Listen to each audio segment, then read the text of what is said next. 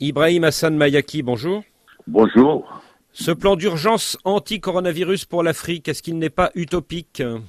Non, je pense que le premier point qu'il faut souligner, c'est que l'Afrique elle-même a pris les devants dans sa réponse au Covid-19.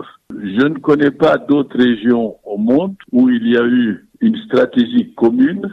Vous savez que l'Union africaine a le CDC, qui est le Centre de prévention et de gestion des épidémies. Et très vite, au mois de février, l'ensemble des ministres africains de la santé ont été réunis à 10. Ils ont défini une feuille de route. Cette feuille de route a fait l'objet d'une division du travail. Et nous-mêmes, en tant qu'agence de développement de l'Union africaine, nous travaillons sur cette feuille de route dans un certain nombre de domaines. Donc, premier point, l'Afrique a réagi de manière réaliste et coordonnée à la situation. Deuxième point, compte tenu des obstacles auxquels nous allons faire face, et notamment en termes de ressources financières et autres, il y a eu également une réunion des ministres des Finances africains qui ont défini une stratégie. Alors, parler d'utopisme, pour ce qui concerne les acteurs africains, ce n'est vraiment pas le mot qu'il faut utiliser. Il faut plutôt parler d'anticipation, d'adaptation et puis de réaction à la crise. Mais si vous permettez,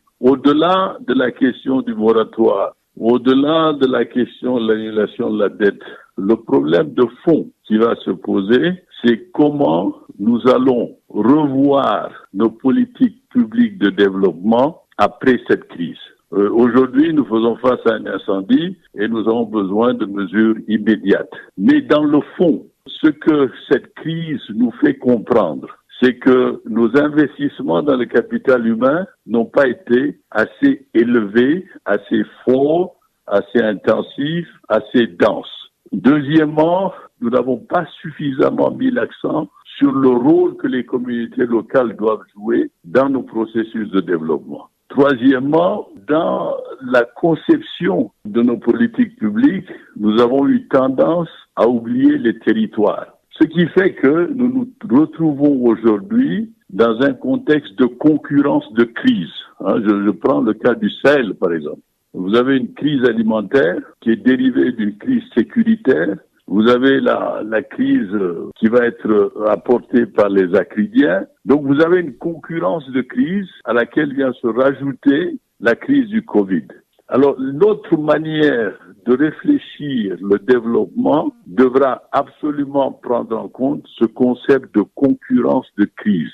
La manière dont nous avons construit nos États, la manière dont nos États interagissent avec le secteur privé, la société civile, avec les communautés locales, tous ces points-là devront être revus. On est dans un moment de vérité qui va jeter la lumière sur un certain nombre de gaps et de déficits et il nous appartient de réviser nos modes de fonctionnement. Dans un récent article, Ibrahim Hassan Mayaki, vous avez souligné l'urbanisation effrénée de l'Afrique. Alors comment, en ce temps d'incendie, comme vous dites, en ce temps de coronavirus, comment des grandes villes comme Le Caire, comme Lagos, comme Onitsha peuvent lutter contre le coronavirus ? Alors, cette question elle pose deux problèmes. Le premier, c'est l'accélération de l'urbanisation qui n'a pas été forcément suivie par une industrialisation concomitante, ce qui fait que nous avons des centres urbains qui ont des niveaux de pauvreté quand même assez considérables. Ceci dit, cette urbanisation n'est pas l'urbanisation classique qui a été connue dans le Nord parce que vous avez un tissu de villes moyennes très important. Et c'est ce tissu de villes moyennes qui fait le lien entre ce qu'on peut appeler le rural et ce qu'on peut appeler l'urbain. Donc, la gestion des soins de santé primaire doit être adaptée à cette nouvelle forme d'urbanisation. Auparavant, nous étions habitués à des centres de santé primaire qui fonctionnaient en milieu rural, des centres de santé primaire qui fonctionnaient en milieu urbain. L'urbanisation actuelle, avec le nombre considérable de villes intermédiaires, fait que cette politique-là n'est plus adaptée. Et concrètement, vous qui habitez en ce moment dans une grande ville comme Johannesburg, en Afrique du Sud, et qui êtes soumis au confinement, au lockdown, je crois, comme on dit sur place, oui. Est-ce que le confinement est possible dans ces immenses villes où les gens travaillent au jour le jour et ont besoin de sortir pour gagner des sous ? Je suis tout à fait d'accord avec vous. Les économies africaines ont un niveau d'informalité important. Il y a la nécessité pour ceux qui travaillent dans l'informel d'avoir des revenus journaliers. Et c'est pour cela que ce confinement, comme solution, doit être adapté à nos réalités économiques.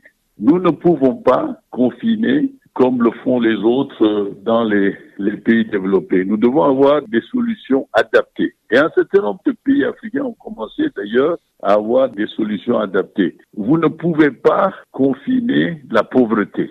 Alors, si vous ne pouvez pas confiner la pauvreté, votre mode de confinement doit permettre à ce que les plus vulnérables dans les grandes villes aient accès à des produits essentiels. Et c'est de mieux en mieux compris par les policy makers, les décideurs africains. Nous devons adapter nos solutions de confinement à notre réalité parce que, et je reviens sur le concept de concurrence des crises, parce que nous faisons face à plusieurs crises en même temps. Voilà plusieurs années, Ibrahim Hassan Mayaki, que vous vous battez pour l'industrialisation de l'Afrique. Et cet appel est encore plus urgent aujourd'hui avec le coronavirus et le manque de respirateurs. Mais apparemment, vous n'êtes pas écouté, vous prêchez dans le désert.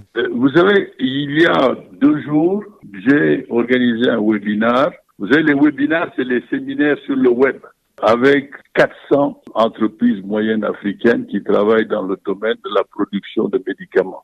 Et il est impressionnant de voir comment ils font preuve d'inventivité, comment ils mettent l'accent sur l'innovation technologique et comment ils sont prêts à produire localement. Et là, on revient encore au rôle de l'État. L'État doit encourager ces entreprises moyennes africaines à produire. Étant entendu que dans notre cas, par exemple, le Népal, nous avons travaillé énormément sur les systèmes de régulation d'enregistrement des médicaments et nous avons fait des progrès considérables. Je donne juste cet exemple pour montrer que le potentiel d'industrialisation existe et le potentiel d'innovation technologique existe. Par ailleurs, vous voyez que ce soit au Kenya, en Tanzanie, des usines et des entreprises de textiles se reconvertir dans la production de masques. Nous sommes à un moment où nous devons réfléchir sur nous-mêmes pour créer cette zone de libre-échange continentale en comptant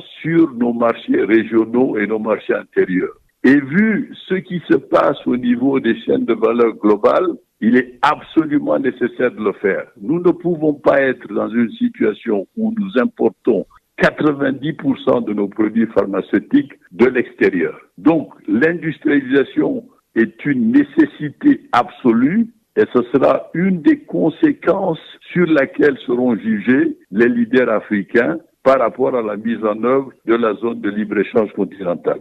Monsieur le Premier ministre, merci.